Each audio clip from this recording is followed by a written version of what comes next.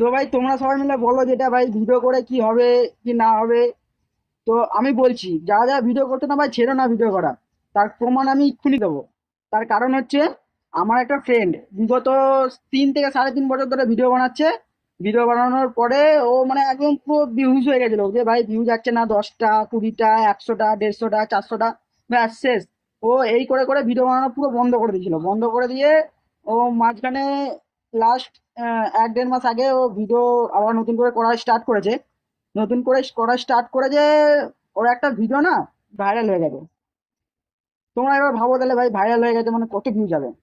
Comedy video করে কত গেছে, মানে বেশি করে থাকে না, আমার বাড়ি থেকে হয়তো 70-70 কিলোমিটার মতন দূরে থাকে। কত কত কত কত মিলিয়ন গেছে, তোমার কি ধারণা হতে পারে বলো একবার। আমি আমি বলছি না, তুমি বলো। আমি বলছি ভাই ও ভিডিওটা তোমার হচ্ছে 1 বিলিয়ন ভিউ গেছে, 1 billion, not million, 1 billion view গেছে। জানো ওর কাছে প্রমোশন কত এসছে?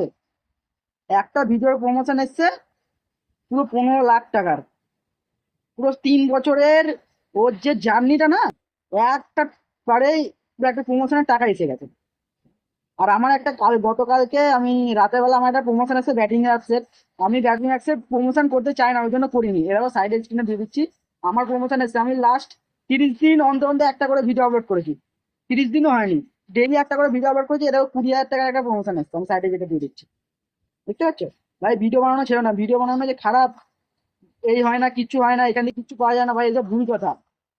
দেখো আগে কি হচ্ছে তারপরে বলবে। ঠিক আছে? টাটা।